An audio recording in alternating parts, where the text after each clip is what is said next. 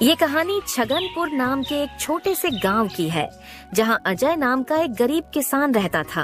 अजय के परिवार में उसके अलावा उसकी पत्नी सीमा और एक बेटा राजू था, जिनके साथ वो बहुत खुशी खुशी रहता था।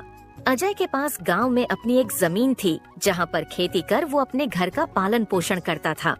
परंतु अब उसकी वो जमीन पहले की तरह उपजाऊ नहीं रही थी। धीरे धीरे उसकी जमीन से फसल की पैदावार भी कम होने लगी थी। एक दिन इसी चिंता में वो अपने जमीन के पास बैठा होता है और कमाने का कोई और जरिया सोचने लगता है। दिन प्रतिदिन मेरे इस जमीन से उगने वाली फसल कम होते जा रही है। लगता है मुझे अब कोई दूसरी जमीन लेकर काम करना होगा, या तो कोई और जरिया ढूंढना होगा कमाने का। पर अब मैं इस जमीन के भरोसे नहीं रह सकता हूँ। चलो एक बार चल के सीमा से राय लेकर देखता हूँ वो क्या कहती है इस बारे में। अजय तुरंत खेत से अपने घर की तरफ चल पड़ता है। घर पहुंचकर वो सबसे पहले अपनी पत्नी सीमा को आवाज लगाता है। सीमा जरा यहाँ आना, तो तुमसे एक जरूरी बात करनी है। अजय की आवाज सुनकर सीमा वहाँ आ जाती है। बोलिए, आपने मुझे बुलाया क्या? हाँ सीमा, मुझे तुमसे एक जरूरी विषय पर बात करनी है और तुम्हारी राय जाननी है। हाँ बोलिए, क्या बात है? सीमा, तुम तो जानती हो हमारी जमीन अब पहले की तरह इतनी उपजाऊ नहीं रही है, और अगर मैं ज्यादा खाद वगैरह डालने की कोशिश करूंगा तो कहीं उसकी मिट्टी और खराब ना हो जाए। इसलिए सोच रहा हूँ कि कुछ समय के लिए उस जमीन पर खेती करना छोड़ दूं। हर साल थोड़ी थोड़ी खाद उसमें डालता रहूंगा, जिससे कुछ सालों बाद वो पहले की तरह उपजाऊ हो जाएगी। फिर उसमें खेती करना शुरू कर दूंगा। हाँ, ये ठीक रहेगा। इससे आपकी जमीन भी सही रहेगी और उसमें उगने वाली फसल भी। हाँ, पर तब तक मैं क्या करूं?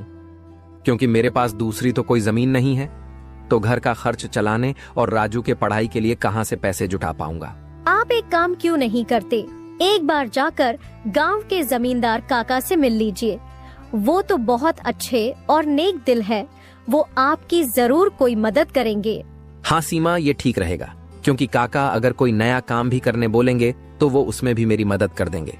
ठीक है सीमा, तो मैं कल सुबह सुबह ही काका से मिलने उनके घर चला जाऊंगा।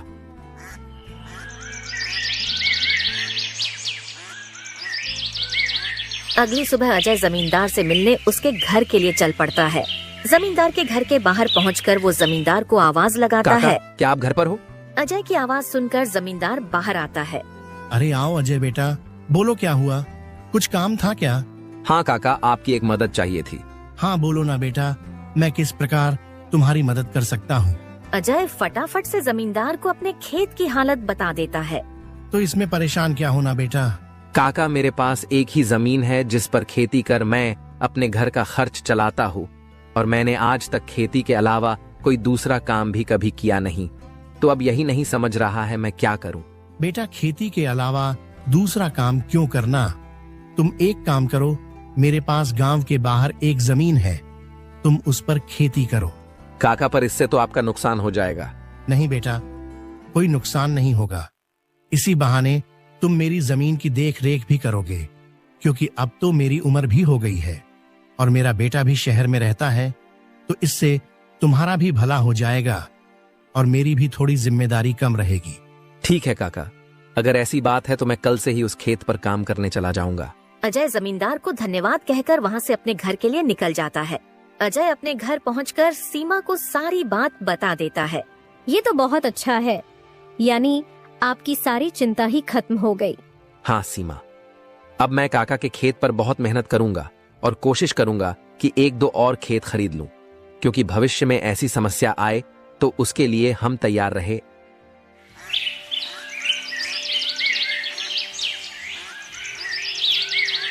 अगली सुबह अजय जमींदार के खेत पर काम करने निकलने वाला होता है तो सोचता है, काका की जमीन गांव के बाहर है, तो शायद शाम को आते आते देर हो जाए, इसलिए सीमा को बोलकर जाता हूँ।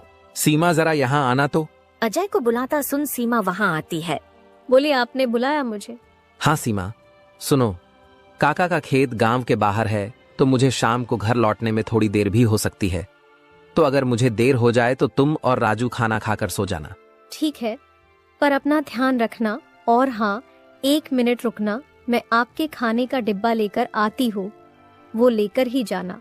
फिर क्या था, अजय अपना खाने का डिब्बा लेकर गांव के बाहर वाली जमीन पर काम करने चल पड़ता है। चलते चलते कुछ समय बाद वो गांव के बाहर वाली जमीन पर पहुंच जाता है। चलो अब पहुंच गया हूँ तो फटाफट से खेत पर काम करना शुरू कर देता हूँ। अजय अपनी कुदाल उठाकर खेत पर काम करना शुरू कर देता है। अजय को अभी काम करते कुछ समय हुआ ही था कि तभी पीछे से एक सांप आकर उसे काट लेता है। सांप के काटने के कुछ समय में ही अजय चक्कर खाकर वहीं गिर जाता है। यहाँ अजय सांप के काटने से बेहोश हो चुका था, पर गांव के बाहर होने के कारण उसकी खबर अब तक उसके घर वालों को नहीं चलती है। सुबह की अब रात हो जाती है और सीमा अजय का इंतजार कर रही होती है। माँ को इतने परेशान देख राजू पूछता है, क्या हुआ माँ, पिताजी अब तक क्यों नहीं आए? बेटा, तुम्हारे पिताजी आज काम करने जमींदार काका के गांव के बाहर वाली जमीन पर गए हैं और उन्होंने मुझे बोला भी था कि उन्हें आते आते देर हो जाएगी, पर अब कुछ ज्यादा ही समय हो गया है। माँ, आप क्यों फिक्र कर रही हो? पिताजी ने जब बोला था कि उन्हें आने में देर होगी तो कुछ सोच समझकर कहाँ होगा। एक काम कीजिए, आप जाकर सो जाइए। राजू की बात सुनकर सीमा अपने कमरे में सोने के लिए चली जाती है। अगली सुबह भी जब सीमा देखती है कि अजय अब तक घर नहीं आया है, तो परेशान होकर वो सीधा जमींदार से मिलने उसके घर की ओर चली जाती है। सीमा जमींदार के घर पहुंचकर उनसे अजय के बारे में पूछने लगती है। नमस्ते जमींदार काका। नमस्ते बेटी, बताओ कैसे आना हुआ? काका, अजय कल आपके गांव के बाहर वाले खेत में काम करने गए थे, पर अब तक घर नहीं आए हैं। क्या कहा बेटी? अजय कल गया था और अब तक घर नहीं आया? हाँ काका, उन्होंने मुझे कहा था कि खेत गांव के बाहर है तो आते आते रात हो जाएगी, पर अब तो रात की सुबह हो गई, पर वो अब तक नहीं आए हैं। चिंता मत करो बेटी, मुझे थोड़ा समय दो, मैं अभी किसी को भेजकर पता लगाता हूँ कि अजय कहाँ है। जमींदार तुरंत अपने घर में काम करने वाले घनश्याम को अजय को देखने अपने खेत पर भेजता है। कुछ समय के बाद घनश्याम जमींदार के खेत पर पहुंच जाता है और वहां का दृश्य देखकर वो परेशान हो जाता है। ये क्या, अजय का तो पूरा शरीर नीला पड़ चुका है। मुझे लगता है इसे किसी सांप ने काटा है।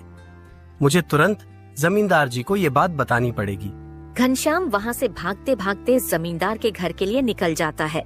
घनश्याम जैसे ही जमींदार के घर पहुंचता है, उसके कुछ कहने से पहले ही जमींदार उससे पूछने लगता है, क्या हुआ घनश्याम बेटा, तुम इतना दौड़ते हुए क्यों आए और क्या तुम्हें अजय मिला? घनश्याम जमींदार को सारी बात बता देता है जो उसने खेत में देखी थी। घनश्याम जब जमींदार को सारी बात बता रहा होता है, तभी वहाँ पास में खड़ी सीमा भी सारी बात सुन लेती है और रोने लगती है। घनश्याम, तुम सबसे पहले वैद्य जी को लेकर वहाँ पहुँचो, मैं सीमा बेटी को लेकर वहाँ आता हूँ। घनश्याम को वैद्य जी के पास भेजने के बाद जमींदार सीमा को समझाने लगता है। सीमा बेटी, पहले तो तुम रोना बंद करो और जल्दी से मेरे साथ चलो, क्योंकि तुम्हारे रोने से अजय ठीक नहीं होगा। फिर क्या था, जमींदार सीमा को लेकर अजय को देखने उसके खेत के तरफ निकल जाता है और घनश्याम वैद्य जी को लेने दूसरी तरफ निकल जाता है।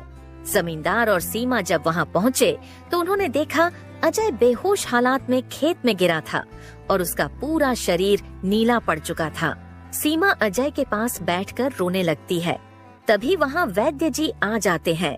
वैद्य जी के आते ही सीमा वहाँ से हट जाती है और वैद्य जी अजय की हालत का जायजा लेने लगते हैं।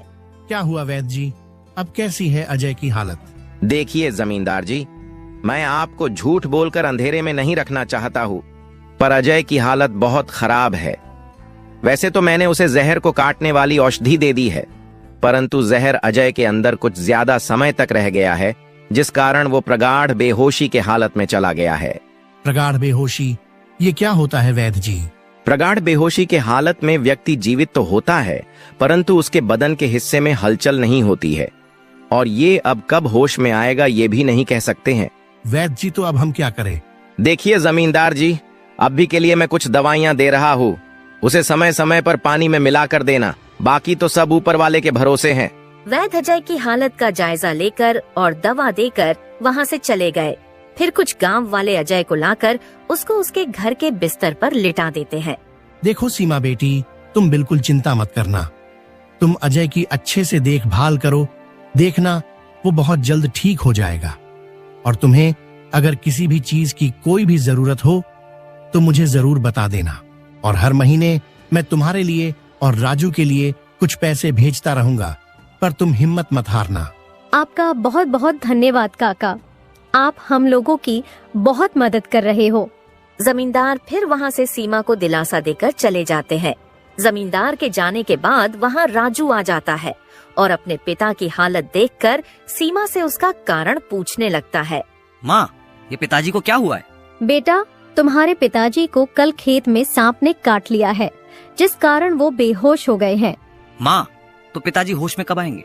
बेटा, वैद्य जी ने कुछ दवाइयाँ दी है और उन्हें समय समय पर पिलाने कहा है। उन्होंने बोला कि उन दवाइयों से वो बहुत जल्द ठीक हो जाएंगे। पर माँ, पिताजी की ऐसी हालत है तो अब हमारे घर का खर्च कैसे चलेगा? बेटा, तुम उसकी चिंता मत करो, मैं हूँ ना, मैं सब संभाल लूंगी। नहीं माँ, आप क्या क्या करोगी? आप पिताजी का ध्यान रखोगी, आप घर संभालोगी कि घर का खर्च देखोगी?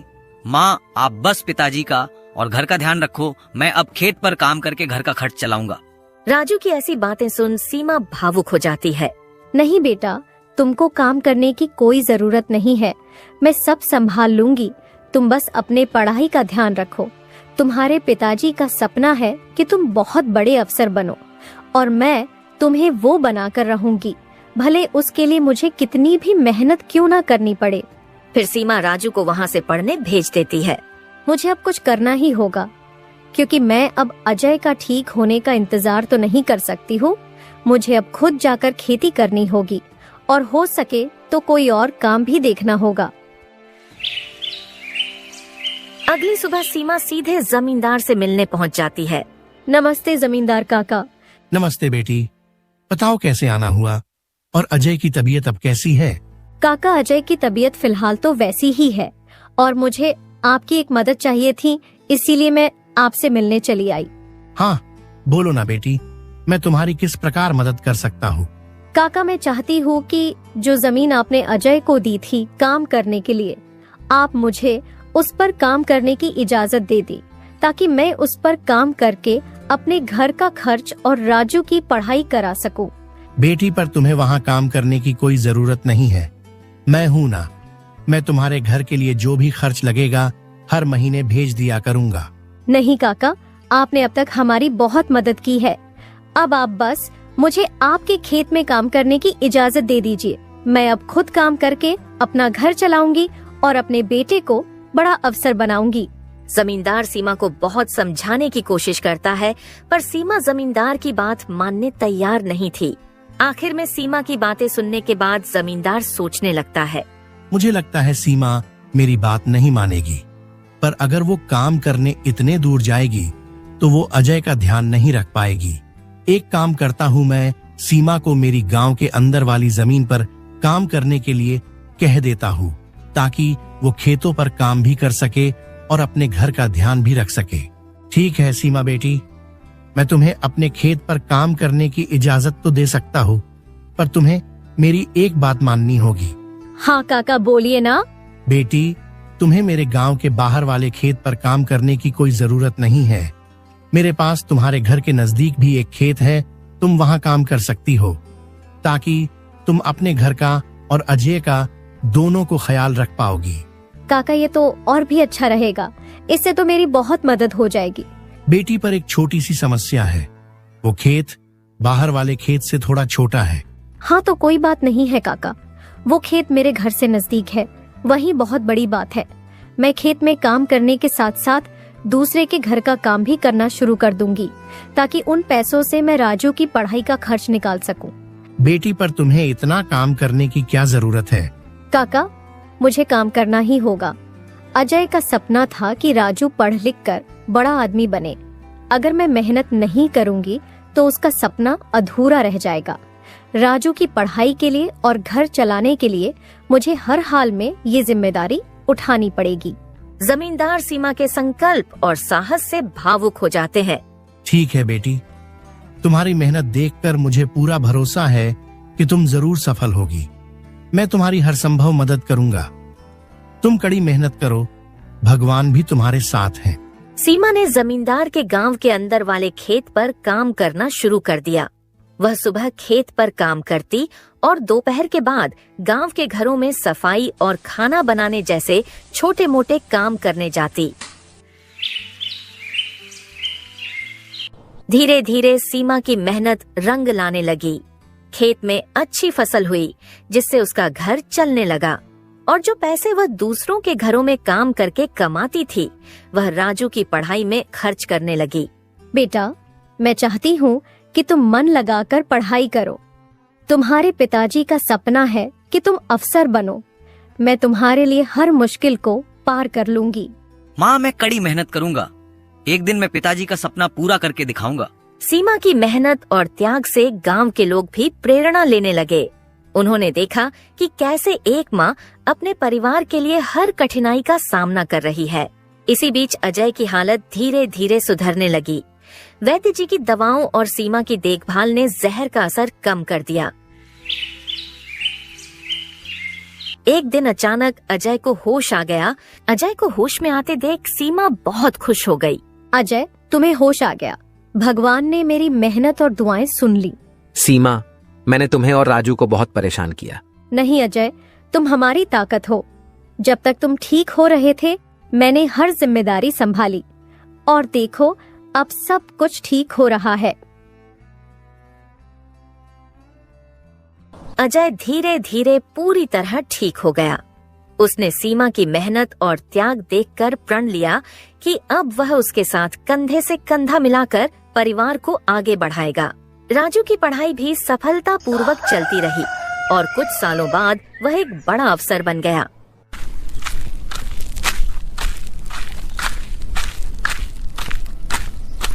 माँ, पिताजी, मैं आज जो कुछ भी हूँ वह आपकी मेहनत और त्याग के कारण हूँ। नहीं बेटा, ये सब तुम्हारी माँ का बलिदान है। उसने हमारे परिवार को बचाने के लिए हर मुश्किल का सामना किया। सीमा का त्याग और अजय का साथ, दोनों ने मिलकर एक नई मिसाल कायम की। गांव वाले अब भी उनकी इस कहानी को आने वाली पीढ़ियों को प्रेरणा के रूप में सुनाते हैं। इस तरह माँ का त्याग की यह कहानी हमें सिखाती है कि एक माँ का समर्पण किसी भी चुनौती को पार कर सकता है और परिवार को जोड़ कर रखता है। दोस्तों, तो इस तरह की और शानदार और मजेदार कहानियाँ देखने के लिए हमारे इस चैनल को जल्द से जल्द सब्सक्राइब कर लें।